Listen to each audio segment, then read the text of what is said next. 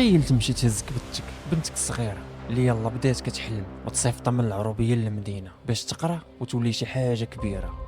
تحرم راسك من شوفتها باش تضمن مستقبلها وتصدق راجعلك في كفن. هاد القصه ماشي مجرد جريمه، هذا جرح غارق في قلب كل عائله مغربيه كتخاف على وليداتها. الحكايه بدات 2007 وواحد الدوار بعيد وبسيط. بطله قصتنا اليوم مريم كانت هي الامل ديال والديها، كانت هي النواره ديال الدار. والديها شافوا فيها الذكاء وقالوا هاد البنت ما خاصهاش تضيع في تماره تبقى سارحه العجوله والبهيم، خاصها تمشي للمدينه تكمل قرايتها في الاعدادي. وفعلا اتفقوا يصيفطوها عند ختها الكبيره اللي مزوجه ومستقره في المدينه. وفعلا مشات عند ختها، ترحبات بها، فرحات بها، قالت الله اختي عتونسني. وقالت لمريم مريم في عينيا نعاملها بحال بنتي، ولكن الشرط الوحيد اللي بغيت هو تقرا مزيان وتكون معقوله.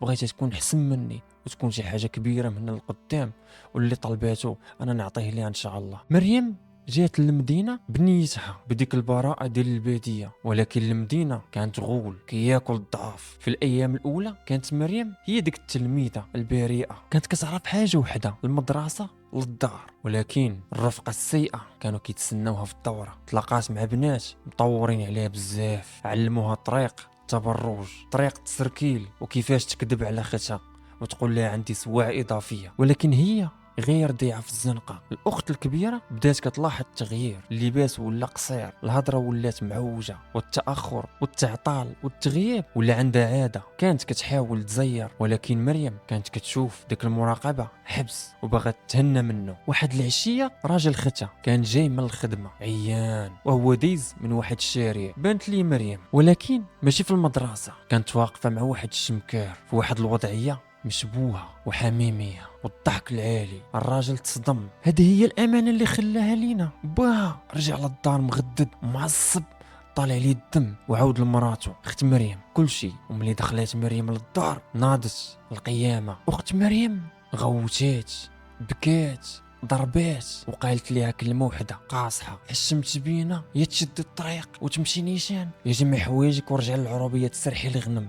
مريم بديك العقليه ديال المراهقه والطيش، راسها سخون بالتصاره، ما قبلاتش الهضره. دخلات لبيتها، جمعات حوايجها وكتوبتها في المحفظه، وهزات نيفها للسما وقالت انا حره، ما بقيتش جالسه عندكم. وخرجت وضربت الباب وراها. تها الكبيره بقات كتبكي، ولكن قالت في خاطرها غادي تمشي عند صاحبتها تبرد وترجع. فين عندها ما تمشي، راه ما كتعرف حد هنايا. ولكن الاخت ما كانتش عارفه باللي ديك الضربه ديال الباب كانت غادي تكون اخر مره غتسمع فيها حس ختها. طاح الليل والبرد ديال 2007 كان قاصح بزاف، والاخت كتسنى في مريم. وصلت 8 ما جاتش، 9 10 ما رجعاتش، تليفون ما عندهاش ديك الساعه. الخوف بدا كيطلع عليها مع رجليها، ياك ما وقعت لها شي حاجه، ياك ما خطفوها. الراجل خرج يقلب في الدرب، والو، واحد الظلمه والمدينه ساكته. في الجهه الاخرى من المدينه في واحد الخلا كيخلع عامر بالربيع طويل والزبل حاشاكم. واحد السيد كان غادي للخدمه ديالو بكري مع الفجر، وديك الساعه الضبابه طايحه رجليه ويتلوى ليه في شي حاجه حس بها بحال رطبه بزاف وسط الربيع. شعل الضو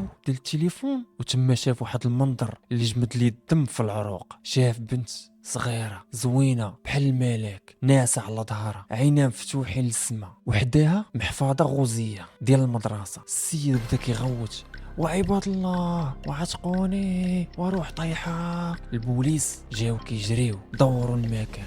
المنظر كان كيبكي الحجر. تلميذة كسوتها مدرسيه مرميه في الخلا بحال شي خنشه، ما فيها حتى شي جرحه ولا الدم ولا اثار للضرب. واش تقتلات، واش ماتت بالبرد ولا شي حاجه اخرى؟ ديك الساعه ما كانوا عارفين شنو كاين. عيطوا لختها: اجي تشوفي واش هذه اختك. الاخت دخلات مستودع لك حطوا فيه بنادم اللي فقد حياته. مع دخلات وشافت وجهها وهي تضربه بواحد الغوته. الناس ديال برا سمعوها: ومريم بمشيتي وخليتيني، وبا وفين هي الامانه اللي خليتي ليا، ومشات وخلاتني. ومن بعد التشريح الطبي خرج بنتيجه اللي صادمه بزاف. البنت توفات بسبب تسمم حاد، يعني وكلوها شي حاجه ولا شربات شي حاجه اللي خلاتها تفقد حياتها. البوليس جبدوا صاحبها، داك الشمكار اللي شافها راجل ختها معاه. الولد حلف انا تفارقت مع حدا الليسي ومشات ركبات في طونوبيل مع شي دراري وبنت اخرى. شكون هادو وفين داوها وشنو وقع في ديك الليله الكحله وسط ديك الطونوبيل، وكيفاش البنت بريئه تحولات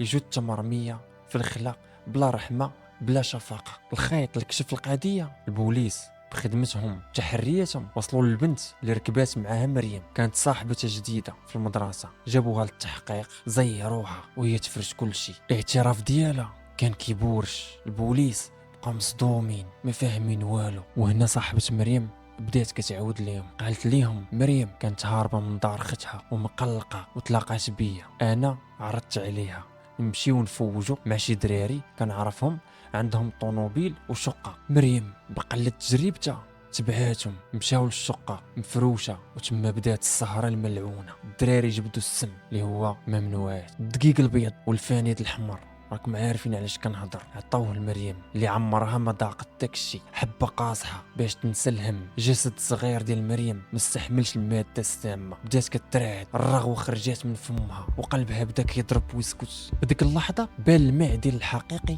ديال صحاب الزهو، عاود يهزوها للسبيطار ويعتقوها وروح بريئه. الخوف والانانيه سيطروا عليهم، قالوا الا توفات هنا غادي نمشيو كاملين للحبس، يلا نلوحوها. هزوها وهي كتلفظ انفاسها الاخيره، ركبوها في الطونوبيل ومشاو لذاك الخلا المظلم، لاحوها وسط الربيع بحال شي نفايه وهربوا يكملوا قصارتهم ولا ينعسوا، مخلينها تفقد حياتها بالبرد والسم. بوليس جابوهم كاملين، صاحبتها والدراري تحكموا عليهم بعقوبات قاسيه: عدم تقديم المساعده لشخص في خطر، التسبب في وفاه غير العمد، واستهلاك ممنوعات. ولكن واش الحبس غادي يرجع مريم؟ لا، مريم مشات ضحيه ديال الطيش وديال الثقه في الناس الغالطين. العبره من هذه القصه اخوتي اخواتاتي لاي بنت مراهقه كتقرا هذا الشيء، والديك واختك ملي كيزيروا عليك راه ماشي حيت كيكرهوك، راه حيت خايفين عليك من هاد الدياب اللي كيشوفوك غير اللحم ومتعه، ونهار طيحي يلوحوك في الخلا. الصحبه الحقيقيه هي اللي كتجرك النور ماشي للظلام. الله يرحم مريم ويغفر ليها ويصبر ميمتها اللي صيفطتها تقرا ورجعت ليها في كفن. وهنا كتسالي قصتنا، نشوفكم قصه مقبوله ان شاء الله. مع السلامه. ما تنساوش تابونوا عندنا، جيم كومونتير من اجل تقديم الافضل.